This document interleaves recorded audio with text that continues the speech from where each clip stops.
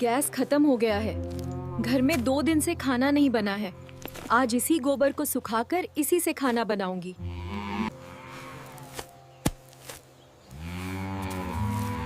बहू, ये गोबर क्यों उठा रही हैं? पागल हो गई हैं क्या? इस गोबर को छूकर हमारे घर को अशुद्ध करेगी क्या? माँ जी, घर में गैस खत्म हो गई है। छी! अब तू हमें गोबर की लकड़ी से बना खाना खिलाएगी? फेंक इस गोबर को, नहीं बनेगा कोई खाना। मैं अपनी बेटी को ऐसे भूखे नहीं देख सकती।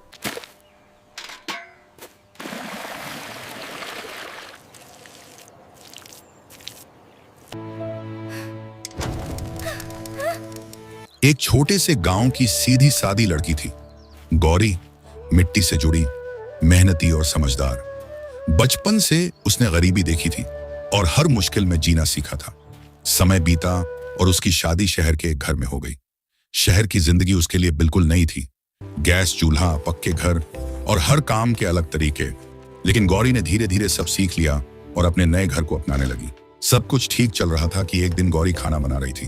तभी अचानक गैस पर खाना बनाते समय ही घर का गैस सिलेंडर खत्म हो गया।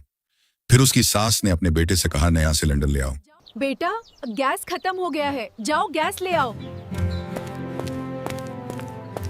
लेकिन उस दिन पूरे शहर में हड़ताल थी।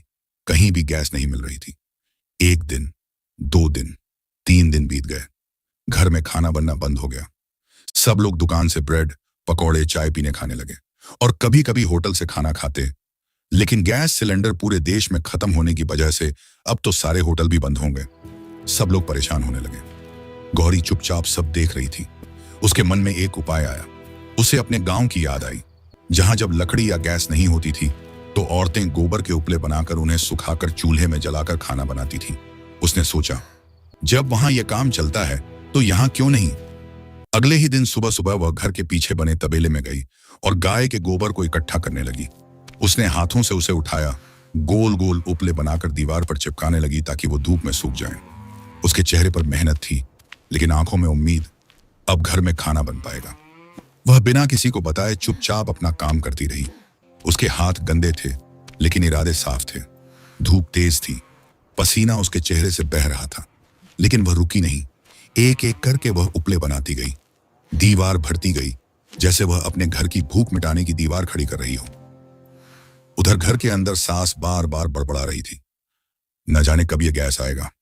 अब तो भूखे मरने की नौबत आ गई। गौरी ने दूर से यह सब सुना।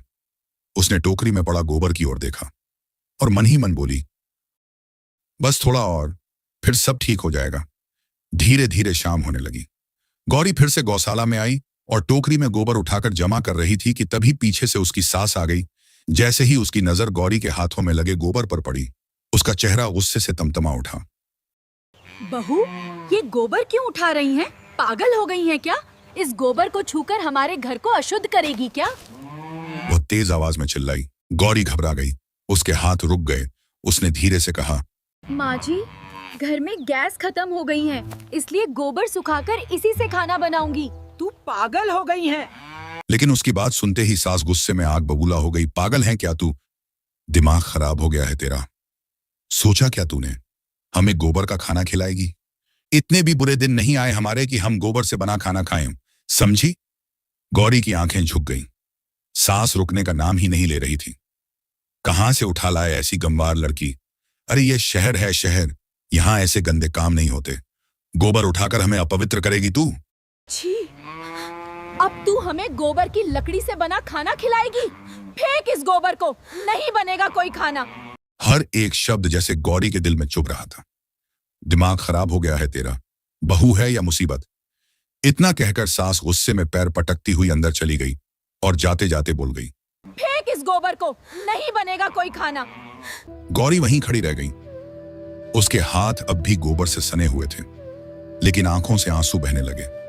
वह धीरे से नीचे बैठ गई और अपने हाथों को देखने लगी। मैंने तो सिर्फ घर के लिए सोचा था। उसके होंठ कांप रहे थे।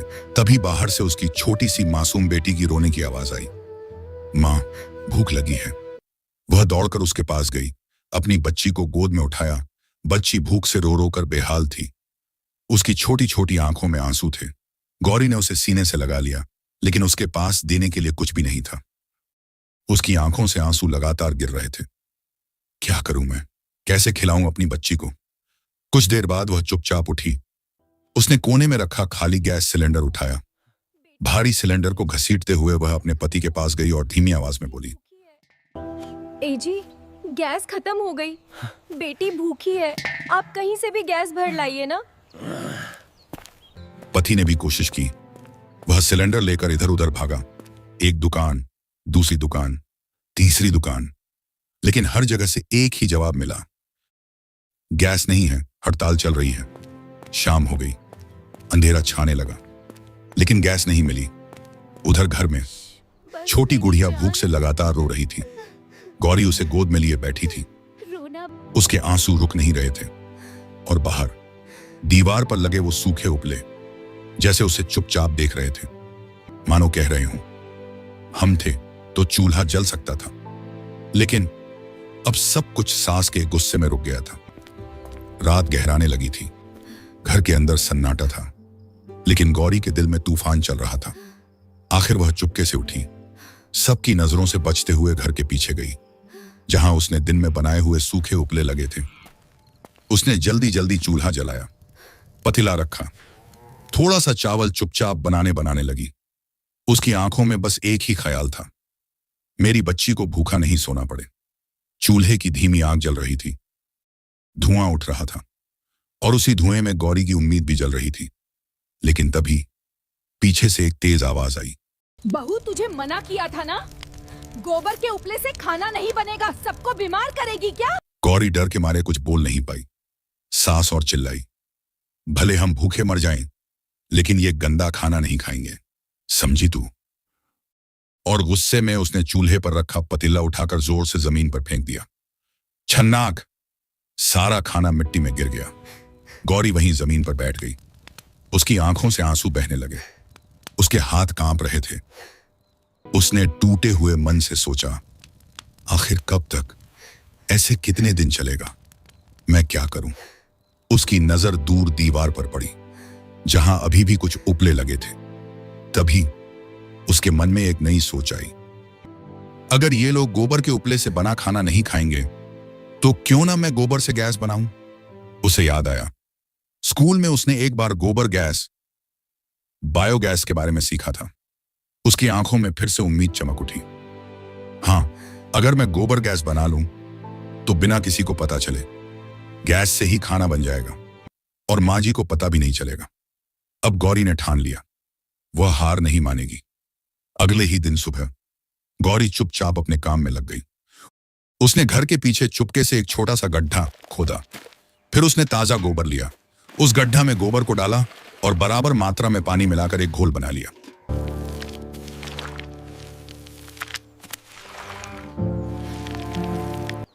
उस गड्ढे को अच्छे से ढक दिया ताकि हवा अंदर न जाए। ऊपर एक छोटा सा ढक्कन और पाइप जैसा रास्ता बनाया।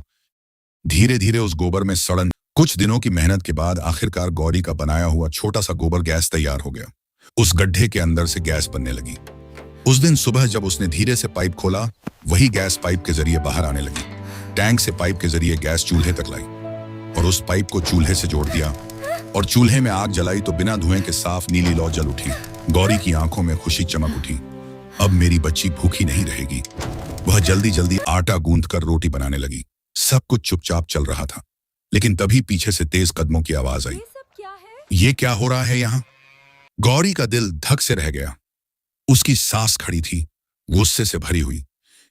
जैसे ही उसने देखा कि गौरी फिर से चूल्हे पर कुछ बना रही है, वो जोर से चिल्लाने लगी, तुझे कितनी बार मना किया है, फिर भी तू मानती नहीं? गौरी घबराकर बोली, माँ जी, ये गोबर के उपले नहीं हैं, ये गैस है। लेकिन सास ने जब बाहर से पाइप लगा देखा तो गुस्से में चिल्लाने लगी, बहू ये सब क्या है? गौरी डर के मारे सब कुछ बताने लगी कि कैसे उसने गोबर से गोबर गैस बनाया है। सास यह बात सुनकर और गुस्सा हो गई, मुझे कुछ नहीं पता, गोबर गैस ये क्या होता है? गोबर तो आखिर गोबर ही होता है ना, तो गंदा ही होगा।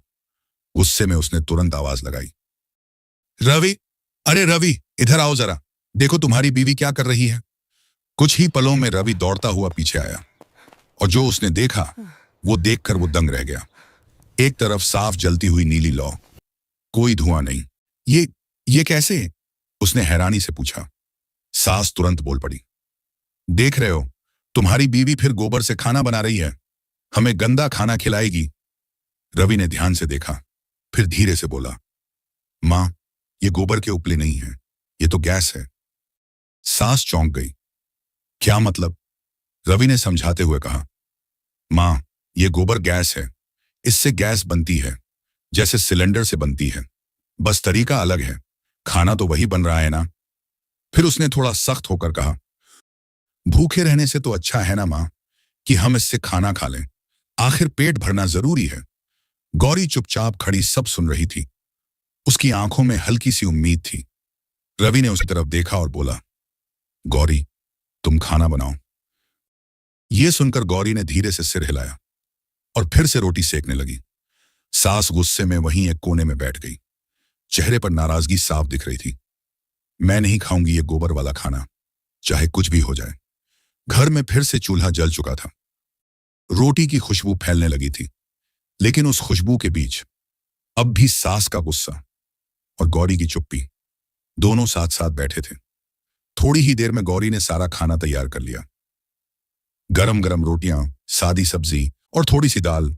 उसने प्यार से थाली सजाई और एक एक करके अपने परिवार के सामने रख दी। उसके हाथों में थकान थी, लेकिन दिल में सुकून। आज कोई भूखा नहीं सोएगा। सब लोग चुपचाप बैठकर खाने लगे। कई दिनों बाद घर में चूल्हा जला था। रोटी की खुशबू पूरे घर में फैल गई थी, लेकिन एक कोने में उसकी सास अब भी मुंह फुलाकर बैठी थी। आंखों में गुस्सा और दिल में जिद। भूख उसे बहुत लगी थी। पेट जैसे अंदर से आवाज दे रहा था, लेकिन उसका घमंड उसे रोक रहा था। मैं नहीं खाऊंगी ये गंदा वाला खाना। गौरी ने एक नजर अपनी सास पर डाली और खाने की थाली परोसती हुई बोली, माँ जी, खा लीजिए ना, कब तक भूखी रहेगी। लेकिन सास उसकी एक ना सुनी, खाने की थाली को हटा दिया। उसी समय खाने की खुशबू घर के बाहर तक पहुंच गई। पास पड़ोस के लोग, जो कई दिनों से गैस की परेशानी झेल रहे थे, धीरे धीरे वहां आने लगे। अरे बहू, आज तो तुम्हारे घर से बहुत अच्छी खुशबू आ रही है, क्या बना रही हो? गौरी ने मुस्कुराकर सबको अंदर बुलाया। आइए, आप भी खाइए। और फिर वह बिना भेदभाव के सबको खाना परोसने लगी। कोई थाली लेकर बैठा, कोई हाथ में ही रोटी लेकर खाने लगा। हर किसी के चेहरे पर संतोष था। खाना खत्म होते ही सबकी आवाजें एक साथ गूंज उठी। बहू, तुम तो लक्ष्मी हो। तुम जैसी बहू हो तो कभी घर में भूख से कोई नहीं लड़ेगा। इतनी समझदार और मेहनती बहू किस्मत वालों को मिलती है। गौरी बस हल्की सी मुस्कान के साथ सबकी बातें सुनती रही, लेकिन उसकी सास अब भी उसी कोने में चुप बैठी थी। चेहरे पर जिद, लेकिन आंखों में हल्की सी झिझक भी। तभी मोहल्ले की औरतें बोली, बहू, हमारे घर में भी कई दिनों से खाना नहीं बना, क्या तुम हमारे लिए भी ये गोबर गैस बना दोगी? गौरी ने बिना एक पल सोचे कहा, क्यों नहीं, मैं सबके घर बनाऊंगी। और फिर शुरू हुआ एक नया सिलसिला। अगले कुछ दिनों तक गौरी एक एक घर गई। कहीं गड्ढा खोदा, कहीं गोबर और पानी मिलाया, कहीं पाइप लगाया। धीरे धीरे पूरे मोहल्ले में चूल्हे जलने लगे। हर घर में खाना बनने लगा। हर चेहरे पर खुशी लौट आई। ये सब क्या अब है? लोग गौरी को सिर्फ बहू नहीं, बल्कि उम्मीद कहने लगे। शाम को जब सब काम खत्म करके गौरी घर लौटी, उसने फिर से खाना बनाया और इस बार धीरे से अपनी सास के पास जाकर थाली रखी। माँ जी, खाना खा लीजिए। सास ने पहले मुंह फेर लिया, लेकिन इस बार उसकी आंखों में पहले जैसा गुस्सा नहीं था। रवि पास आया और बोला, माँ, कब तक गुस्सा रहोगी? खाना ठंडा हो रहा है, थोड़ा सा तो खा लो। अब तो देख लिया आपने, ये खाना गंदा नहीं है, इनसे पूरे मोहल्ले का पेट भरा है। कुछ पल के लिए सन्नाटा छा गया। फिर सास ने धीरे धीरे गौरी की तरफ देखा। उसकी आंखें भर आई थीं। बहू, मैंने तुझे बहुत गलत समझा। उसकी आवाज कांप रही थी। तू गनवार नहीं, तू तो हम सबसे ज्यादा समझदार निकली। मुझे माफ कर दे। गौरी की आंखों से भी आंसू बहने लगे। वह तुरंत नीचे बैठी और बोली, माँ जी, आप ऐसी बातें मत कहिए। सास ने उसे अपने पास बुलाया और पहली बार उसे प्यार से गले लगा लिया। फिर उसने वही थाली उठाई, एक निवाला तोड़ा और खा लिया। और फिर सभी साथ बैठकर खुशी खुशी खाना खाने लगे। एक दूसरे के चेहरे पर खुशी थी। गुड़िया को प्यार से उसकी दादी खाना खिला रही थी। सीख, चाहे हम कितने भी आधुनिक मॉडर्न क्यों ना हो जाएं, हमें अपनी जड़ों और पुरानी सीखों को कभी नहीं भूलना चाहिए, क्योंकि वही ज्ञान असली ताकत होता है जो मुश्किल वक्त में हमारा साथ देता है। कोई भी चीज छोटी या बड़ी नहीं होती, जो चीज संकट के समय काम आ जाए वही सबसे ज्यादा कीमती होती है। अक्सर हम नई चीजों के पीछे भागते हुए पुराने तरीकों को नजरअंदाज कर देते हैं, लेकिन सच तो यह है कि पुरानी समझ और अनुभव ही हमें हर हालात में संभालना सिखाते हैं। इसलिए आधुनिक बनो, आगे बढ़ो, लेकिन अपनी परंपरा, अपनी समझ और अपने पुराने हुनर को कभी मत छोड़ो, क्योंकि वही मुश्किल समय में सबसे बड़ा सहारा बनते हैं। दोस्तों, आपको यह कहानी कैसी लगी जरूर बताइए कमेंट में। अगर आपको ऐसी ही दिल छू लेने वाली और सीख देने वाली कहानियां पसंद हैं तो हमारे चैनल से जुड़ जाएं और अभी सब्सक्राइब करें। पिकू की दुनिया पर आपको मिलती हैं emotional stories, suspense and twist, सीख देने वाली कहानियां। यह स्टोरी पूरी तरह मेरा ओरिजिनल कंटेंट है, जिसे मैंने अपनी मेहनत और आई विजुअल्स की मदद से बनाया है। कृपया इसे कॉपी या री अपलोड न करें। धन्यवाद दोस्तों, आपका प्यार और सपोर्ट ही मेरी ताकत है।